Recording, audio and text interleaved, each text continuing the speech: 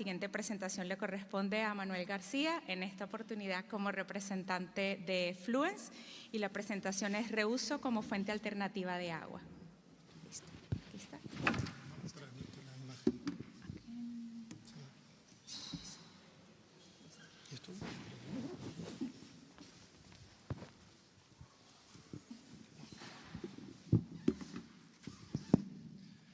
Bueno, gracias, Regil.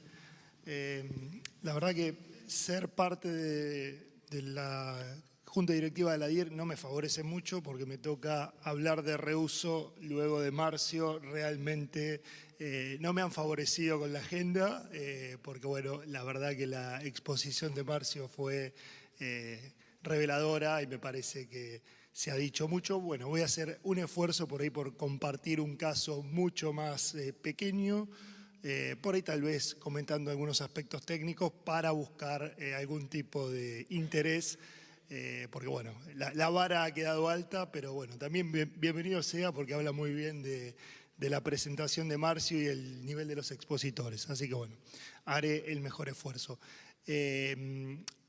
Voy a tal vez tratar de ser más bien breve en la exposición para, bueno, venimos un poquito atrasados de tiempo, y también dejar algún tipo de espacio para posibles preguntas. Sería muy interesante si surge algún tipo de duda, cualquier interacción sería bárbara. Bueno, no voy a hablar de mí. Sí, por ahí contextualizar un poco el tema de las fuentes de agua. Y a mí me parece interesante comenzar con un informe, un estudio que elaboró las Naciones Unidas, que tiene un grupo que lo llaman la Universidad del Agua, un grupo dedicado a estudiar temas de agua, un informe que elaboró en el 2020, en el cual trata sobre fuentes no convencionales de agua. ¿Por qué la ONU hace este estudio sobre fuentes no convencionales? Bueno, claramente porque las fuentes convencionales de agua, por todo lo que ya se ha ido comentando en la presentación de Carlos, de Marcio, son las que están más afectadas por el cambio climático, son las que están más estresadas. Por ahí mencionar, que no lo hice, cuando hablamos de fuentes convencionales de agua, son las fuentes de agua dulce, básicamente aguas superficiales y aguas subterráneas dulces, que son las fuentes de agua que venimos utilizando como humanidad para abastecernos tanto a nivel doméstico como industrial.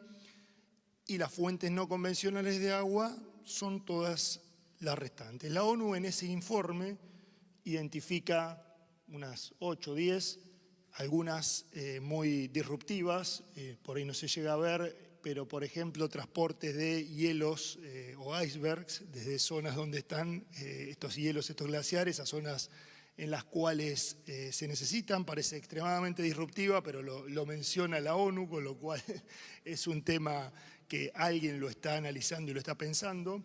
Pero dentro de esas fuentes no convencionales en las cuales la ONU identifica y pone el foco, dos son las que venimos un poco a tratar aquí, que es la desalación de agua de mar y el reuso de efluentes, o los efluentes no pensados como un problema, sino como una fuente de recursos, en este caso de agua. Pido disculpas, obviamente no soy brasileño, pero estamos reciclando en esta función de reciclado una presentación, porque tuvimos un evento el mes pasado en Brasil y hay algo de portugués o portuñol en el medio porque nos quedó sin traducir alguna de las filminas. Pero bueno,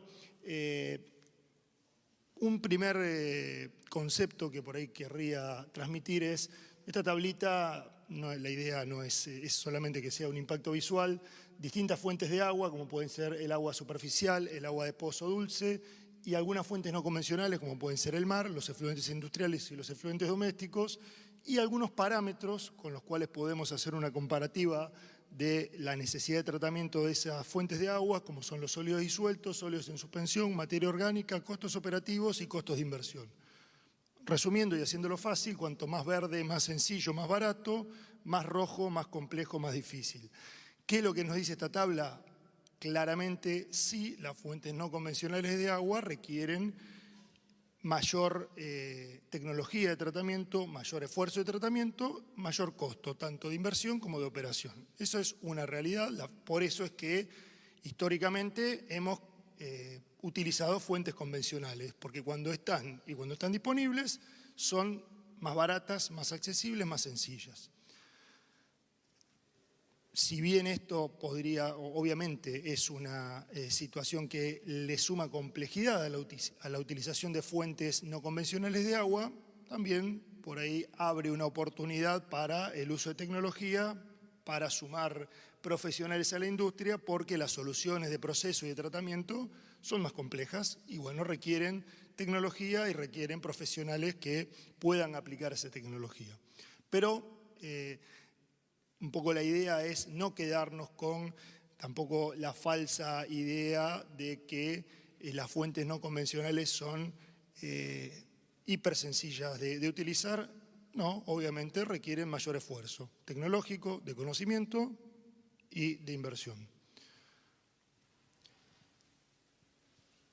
Marcio hizo alguna mención respecto de la calidad que puede lograrse en el agua reciclada. Interesante el término que utilizaba, agua reciclada. Victoria, colega y compañera de trabajo, le gusta mucho usar agua renovada. ¿Cómo? Recuperada, renovada, o sea, usar terminologías que nos lleven a salir un poco de esa barrera que se nos genera.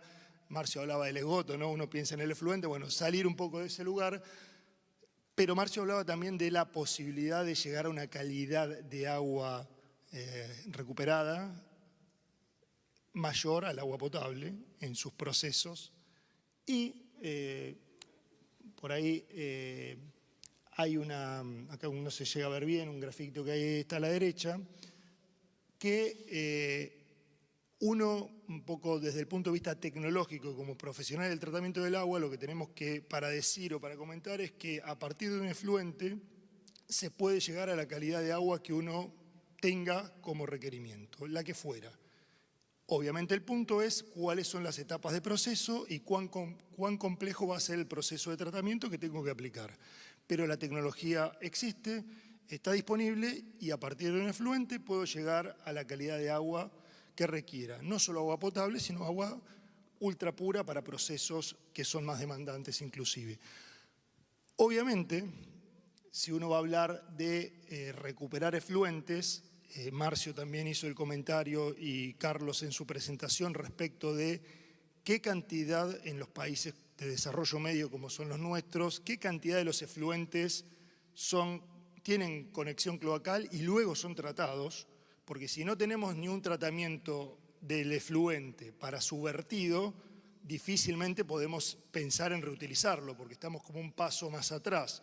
Entonces, bueno, obviamente el primer paso para hablar de reuso de efluentes es que tengamos redes cloacales y por lo menos tratamientos biológicos secundarios que nos permitan un vertido a una red cloacal o a un cuerpo de agua superficial cumpliendo los estándares. Ahí es donde podemos empezar a hablar de un reuso de efluentes, ¿no? Y luego, también un poco en esta situación comentando de la mayor inversión y dificultad tecnológica, cuanto más quiero avanzar con la calidad del agua, también teniendo y haciéndonos cargo de la dificultad y las barreras, llamémoslo psicológicas o sociales que hay respecto de recuperar agua a partir de efluentes, claramente primero tenemos que ir a buscar aplicaciones del agua recuperada que sean menos complejas en cuanto al tratamiento y a la posibilidad de tener una recepción por la población. Entonces, claramente, si tenemos la posibilidad de hacer un reuso para riego, es lo primero que tenemos que mirar. Antes de hablar de un reuso para consumo humano, claramente tenemos que ir a buscar las oportunidades de reuso industrial y si nos vamos al tema de reutilizar o recuperar agua a partir de efluentes para el consumo humano, bueno, ahí se dan como dos posibilidades, que es el reuso directo, que sería trato el agua, le inyecto en la red y me llega a mi casa directamente. Y si no, está el reuso indirecto, que es un poco también lo que mencionaba Marcio, de recuperar el agua y llevarla a algún tipo de, sea acuífero o algún reservorio de agua superficial, como puede ser un embalse, para que de alguna forma haya un paso más, que en definitiva es un paso del tiempo, porque volví a poner el agua recuperada a partir de efluentes o en un acuífero y después lo voy a volver a captar, pero bueno, que no sea directo que desde la planta que recupero el agua vaya a la red y eso genere tanta barrera a los usuarios. Y un punto que también es interesante traer un poco a este ámbito es el reuso de efluentes a nivel mundial viene avanzando. Acabamos de ver un ejemplo de un país vecino y hermano, no estamos hablando de ningún país escandinavo, que tienen hace más de 10 años un proyecto de reuso de efluentes industriales de reuso de efluentes domésticos para fines industriales. Y esto avanza. Y ahora, Marcio también mencionó, y esto acá ni hablar que estamos igual o peor, que hay un problema con la legislación. Cuando uno empieza a querer avanzar en proyectos que son más complejos, que por ahí si queremos llegar a pensar en reuso para fines de consumo humano, tenemos un vacío legal grandísimo y eso es un problema. Pero bueno, como todo, ¿no? A partir de la necesidad de empezar a difundir las soluciones, las tecnologías, esto es una brecha que vamos a tener que ir cerrando. Pero hoy el tema del vacío legal no es solo un problema en Brasil, como mencionaba Marcio, sino que es generalizado en la región. Bueno, hecha toda esta introducción, vamos ahora a hablar de un modesto, comparado con el caso de Aquapolo, un modesto ejemplo, un caso de estudio, pero que creo que también es interesante porque habrá un poco visto y surgieron algunas consultas respecto de el tiempo y la dificultad que lleva a estructurar un proyecto como el de Aquapolo, que si bien es un faro, también es muy complejo de llevar adelante, de estructurarlo, muchos actores, mucho tiempo. Bueno, entonces, entre eso y no hacer nada hay opciones. Y hay, básicamente nosotros lo que nos estamos encontrando y estamos intentando impulsar son iniciativas de usuarios industriales que ponen esta problemática de el uso eficiente del recurso agua dentro de su agenda y empiezan a buscar soluciones tecnológicas para reducir la cantidad de agua que utilizan y reducir el impacto que generan. En este caso es una planta, nos ha tocado trabajar con una planta embotelladora de bebidas gaseosas, para no hacer tanto misterio, una planta que Coca-Cola Córdoba tiene, una planta de Coca-Cola en Córdoba, que como todo este tipo de clientes industriales ya tienen o ya tenían en ese momento una planta de tratamiento de efluentes industriales, que acá hay por ahí un punto a comentar. Si bien los efluentes industriales de alguna manera pueden tener alguna mirada un poco menos o más contemplativa, porque son efluentes que vienen de procesos industriales y no del uso humano, tienen desafíos mayores porque en general el nivel de uno de los principales puntos que uno tiene que tratar, que es el contenido de materia orgánica medido como DBO, DQO, son muchísimos más altos en este tipo de industrias que lo que puede haber en un efluente doméstico, con lo cual hay un desafío en ese sentido.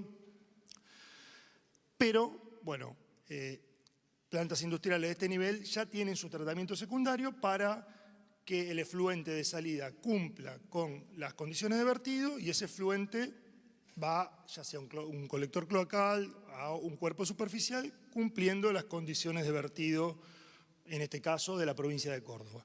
Entonces, bueno, un poco el desafío en este caso fue, a partir de ese efluente que está en condiciones de vertido, ¿cómo puedo hacer para recuperar agua? Y obviamente también dentro de la misma lógica que hablábamos para los casos de uso a nivel poblacional, ¿qué es lo que se plantea un usuario industrial? Primero voy a recuperar agua a partir de los efluentes para usos menos comprometidos. Básicamente sistema de refrigeración, generación de vapor. No me voy a meter inicialmente a usar esa agua recuperada para elaborar mi producto, pero tengo muchos usos dentro de una planta industrial que me permiten básicamente recuperar agua para servicios generales.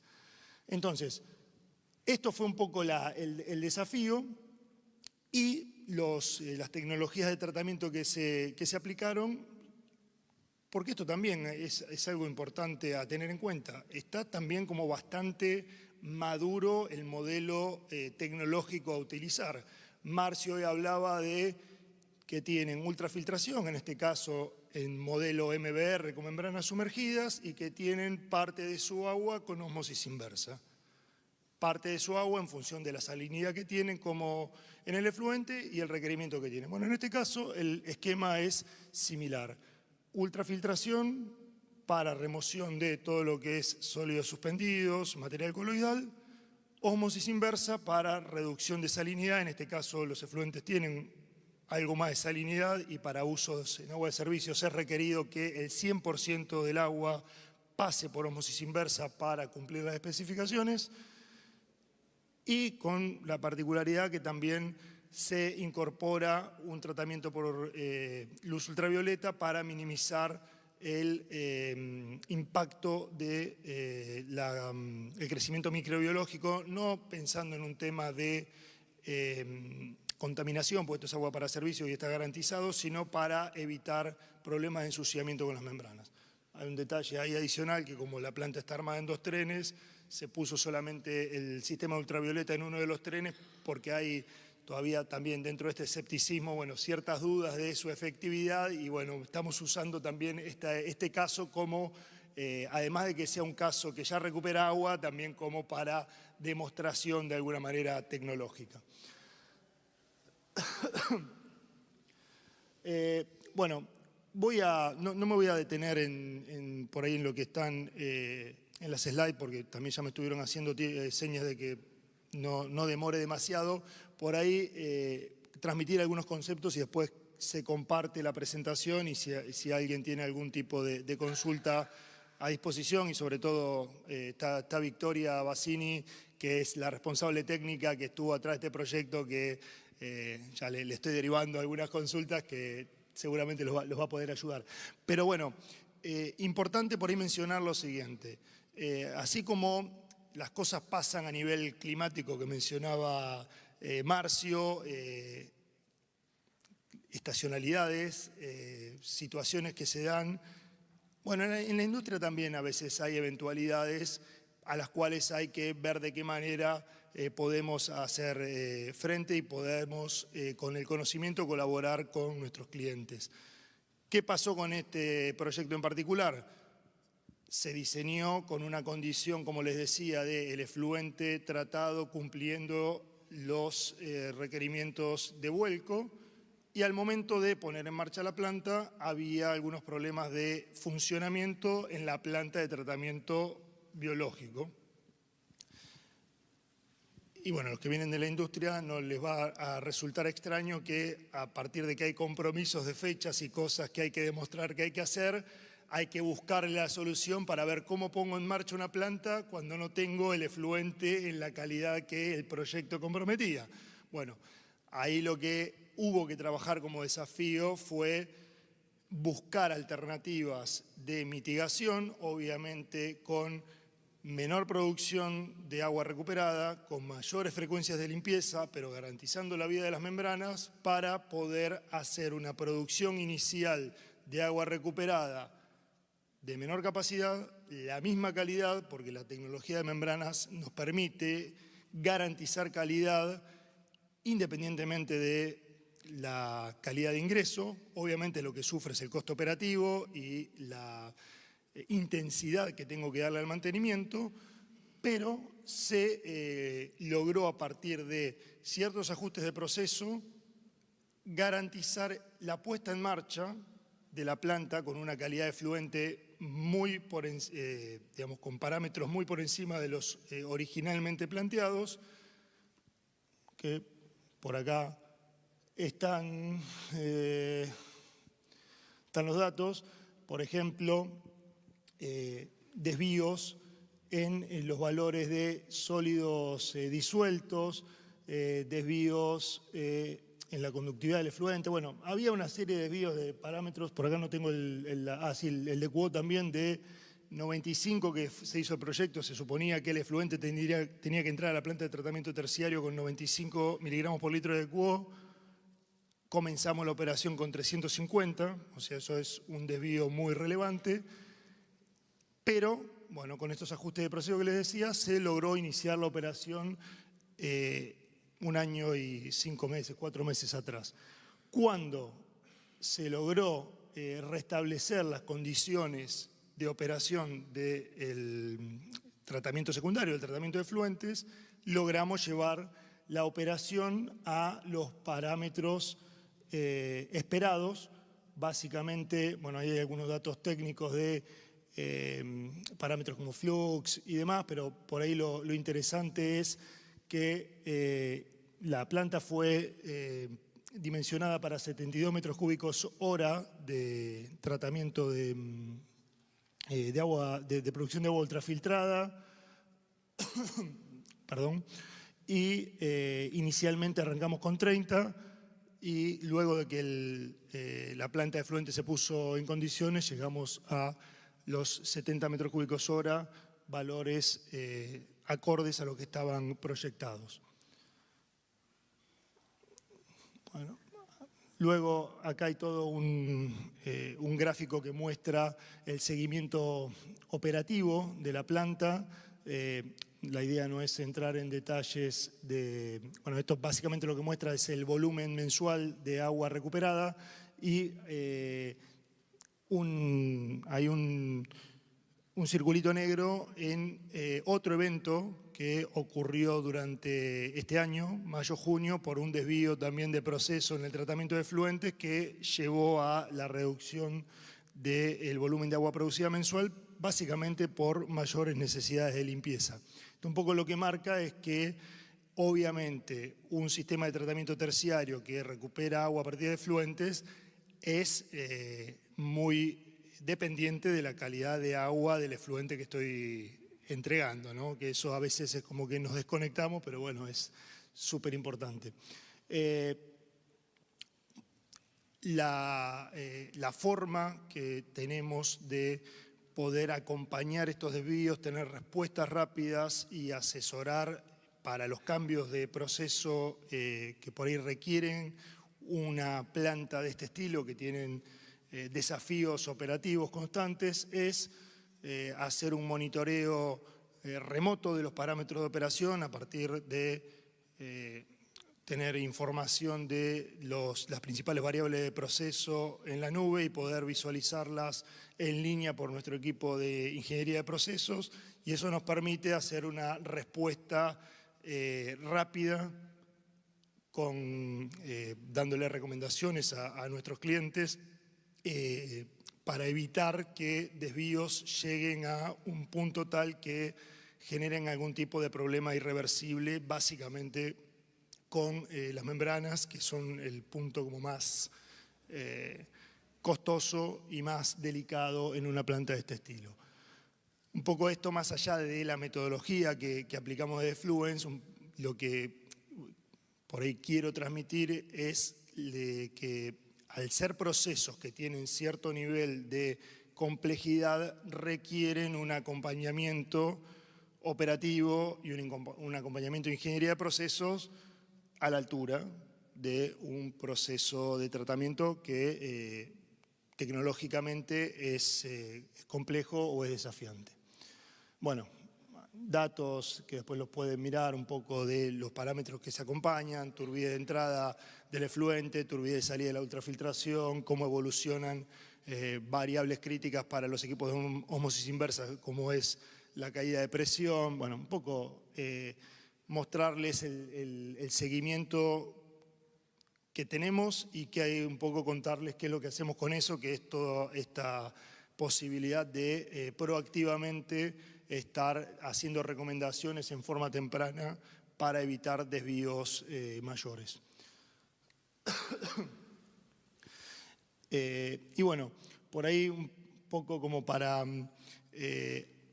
ir cerrando respecto de, hablamos de desvíos, hablamos de que puede haber impactos en la membrana, pero en una planta de reuso básicamente ¿cuáles son los principales problemas con los que nos podemos encontrar? Bueno, si uno habla de una mala calidad del efluente o un efluente con mayor carga orgánica que la esperable o no tan bien digerido, si me queda materia orgánica que podría haber sido digerida biológicamente, pero por una falencia en mi tratamiento está pasando, eso es alimento que puede generar mayor biofouling. Biofouling básicamente es microorganismos, bacterias y de otro estilo, que crecen en forma descontrolada en mis membranas que me generan problemas para el flujo del agua. Eso es básicamente el problema que puede venir asociado desde una, llamémoslo, mala calidad del efluente que tiene que ingresar a mi planta de tratamiento terciario. Y bueno, después obviamente siempre está la búsqueda de aprovechar la mayor cantidad de agua posible, recuperar la mayor cantidad de agua posible, y cuando tengo un proceso de ósmosis inversa tengo una corriente de rechazo. Cuanto más llevo al extremo esa cantidad de agua que quiero recuperar, empiezo a exponerme a problemas de incrustaciones por sales de baja solubilidad que pueden precipitar sobre las membranas. Cuando tenemos procesos industriales en los cuales hay productos químicos que se utilizan y que pueden llegar a las plantas de efluentes, Sergio, eso nunca pasa, ¿no? Ni va a volver a pasar, pero esos desvíos en la utilización de algún producto químico que llega a la planta de efluentes me puede cambiar mi perfil de sólidos disueltos. Si yo continúo trabajando a una recuperación tal que es proyectada a partir de un perfil físico-químico, y tuve que usar más soda cáustica para una limpieza química y el pH del efluente aumentó, bueno, eso puede traer un problema de incrustaciones en mis membranas. Básicamente, por ahí para cerrar, redondear y no irme tanto por las ramas, sí transmitirles el concepto que las plantas de tratamiento terciario para recuperación de agua a partir de efluentes funcionan, la tecnología es conocida, pero obviamente si tenemos acoplado un tratamiento previo, como puede ser el tratamiento biológico secundario, de alguna manera dependemos que se cumplan las premisas de diseño que utilicé para mi planta de tratamiento terciario.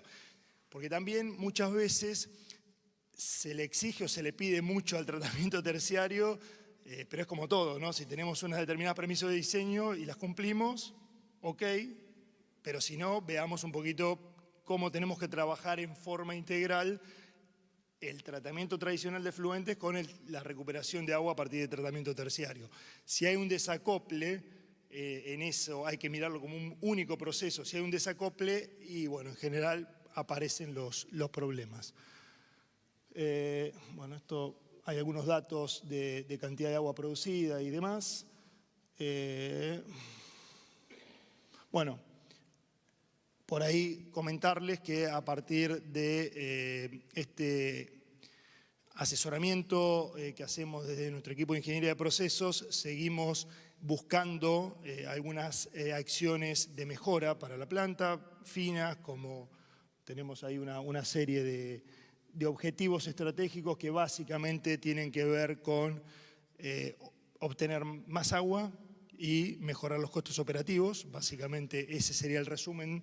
Y bueno, hay distintas acciones con utilización de coagulantes, algunos productos químicos específicos, rutinas de limpieza, etcétera, pero enfocándonos siempre en digamos, la disponibilidad de la planta, garantizar cantidad-calidad a el menor costo operativo, inclusive buscando mejorar los costos operativos que estaban previstos y con los cuales de alguna manera se viabilizó el proyecto. Hablando de costos, bueno, acá hay un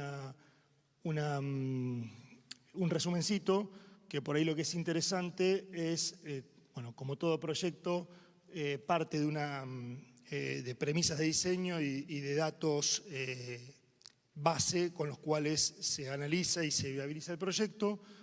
La columna del medio tiene que ver con la etapa inicial en la cual se recibió un efluente fuera de especificación de acuerdo a las premisas del proyecto, que básicamente lo que pueden ver es un impacto de producción de agua que fue prácticamente un 45-50% menor al que estaba proyectado, con un costo que prácticamente duplicaba el proyectado.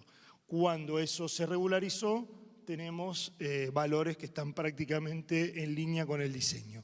Y por ahí también lo otro que es interesante, estos costos operativos no incluyen amortización, ni incluyen mano de obra, pero con esa salvedad, fíjense que son valores razonables, ¿no? Pensar en que por menos de 50 centavos de dólar el metro cúbico genero agua recuperada a partir de un efluente es interesante y es para pensar.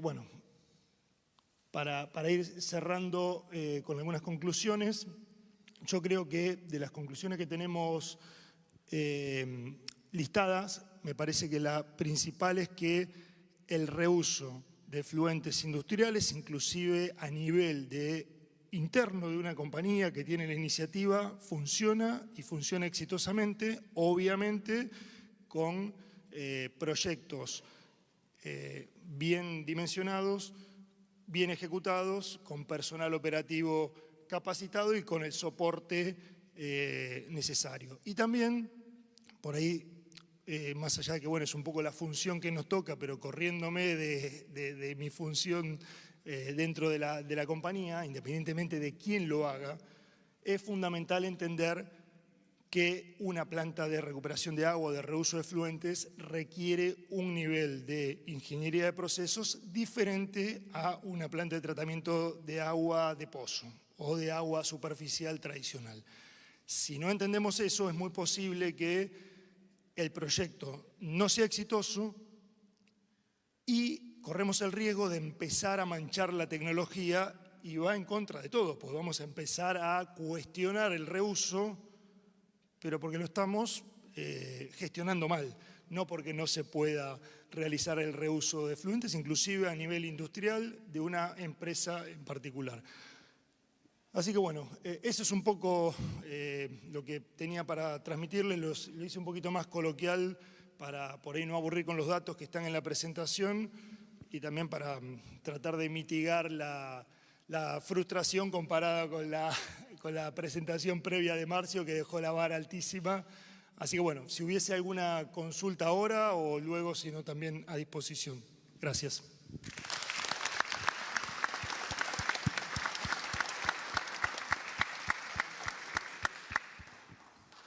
Sí. Sí. Muchas gracias, Manuel, por la presentación. Una pregunta, ¿cuánto tiempo lleva desde que uno define, o sea, tiene la intención de llevar a cabo este proyecto hasta que está saliendo el primer metro cúbico de agua tratada? Bueno, interesante pregunta porque nos permite por ahí un poco contrastar con lo que mencionaba Marcio. A nivel de un proyecto de este estilo en una escala industrial, que es una decisión de una empresa privada que contrata a otra empresa privada, básicamente, generalmente son 2 años desde que tienen la intención, se conceptualiza la solución, se desarrolla algún tipo de especificación técnica, se licita, se ejecuta y se pone en marcha. El proyecto en sí, desde el momento en que se inicia la ejecución, 1 año es un plazo totalmente razonable y seguramente hemos comprometido en algún caso algún plazo más menor, ¿no? Pero históricamente, en general, lo que ocurre es que bueno, un usuario detecta una necesidad, primero tiene que conceptualizarla, internamente, no se lo voy a contar a ustedes, hay que pedir aprobación de esos fondos, que seguramente ese CAPEX va a estar para el año que viene, entonces normalmente tarda 2 años. Pero es muy distinto, obviamente son proyectos mucho más chicos, que es la decisión de una empresa privada, es mucho más ágil que un proyecto que por ahí lleva 10, 12 años de conversaciones y de negociaciones, con lo cual el impacto es mucho menor, pero por ahí también el mensaje es estos proyectos menos ambiciosos y que los define una empresa en particular industrial son mucho más ágiles. Entonces también tiene, viste, esa diferencia. Muchas gracias. No, por favor.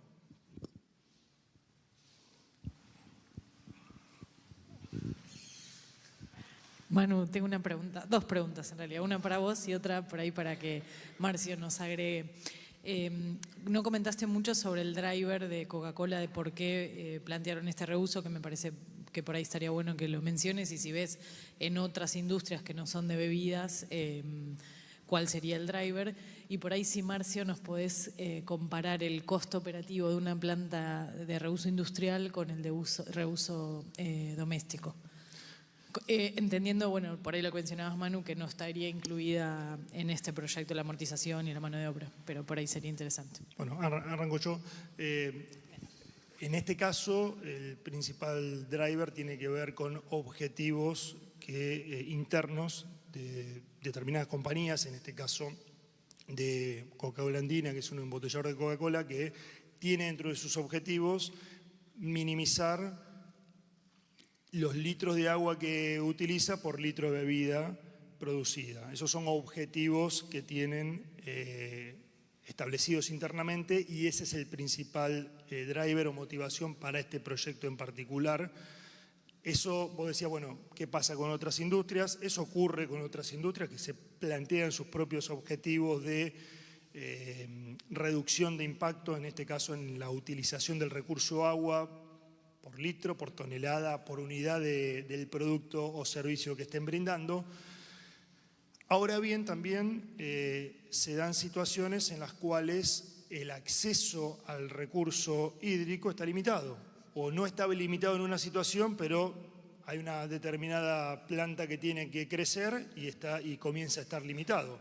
Entonces también puede haber otra motivación que no tenga que ver solamente con una cuestión de compromiso de mejora en cuanto al uso de recursos, sino también en viabilizar negocios, expansiones, cuando tengo la posibilidad de expandir un determinado negocio industrial y estoy emplazado en un lugar que llegué al límite en cuanto a el recurso hídrico que puedo acceder.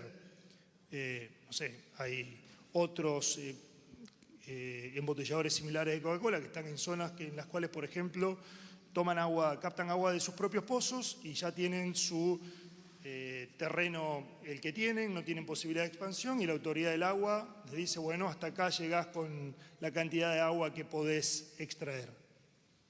Una forma de poder expandirse sin utilizar más recursos y si me abstraigo de tener si se quiere, una conciencia en el uso del recurso, sino con una mirada de negocios, es, bueno, reaprovecho mis efluentes para tener mayor cantidad de recurso. Entonces, los drivers o las motivaciones pueden ser diversos, depende del caso. En general, pesa mucho compañías que tienen dentro de sus políticas algún tipo de objetivo de mejora o de reducción.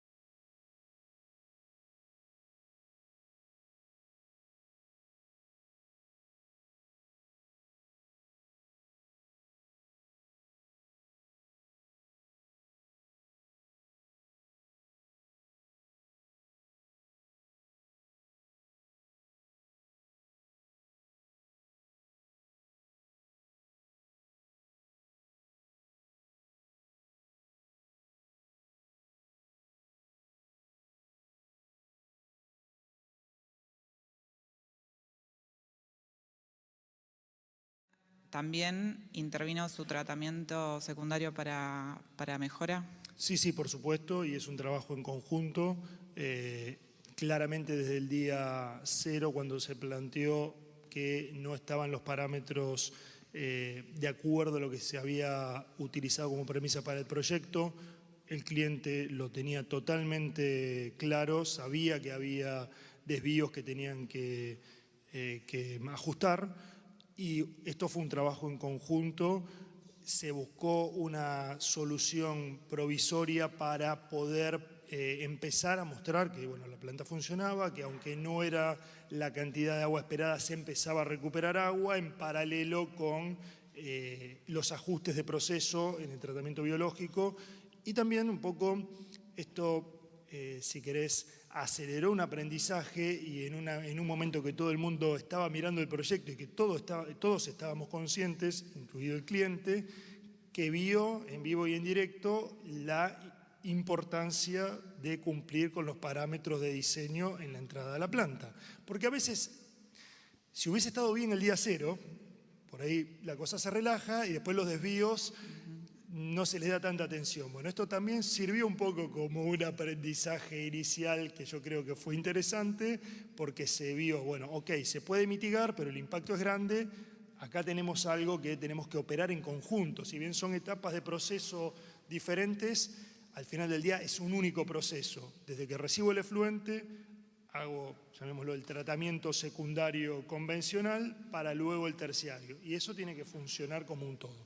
Así que la respuesta es sí, se trabajó en conjunto con el cliente, sí el cliente puso mucho esfuerzo para ajustar lo antes posible su proceso biológico. Bueno, trabajamos en conjunto en eso también, pero sí fue un trabajo en conjunto y la verdad que ya te digo, si miramos en retrospectiva, algo positivo de todo esto fue que quedó muy claro que hay que ver el proceso como un todo. Gracias. Y una más, perdón. Los parámetros de la calidad del agua a la salida, vos hablabas, bueno, una parte es el volumen en sí, pero después te quería consultar qué parámetros les debes entregar, que tenés, bueno, cierto límite, como comentaba Marcio. Mira, si bien hay una serie de parámetros, sólidos disueltos totales, tenemos turbidez, pH, alcalinidad, hay 5 o 6 parámetros que son los más relevantes. Obviamente, como vos bien decías, la cantidad, el caudal de agua.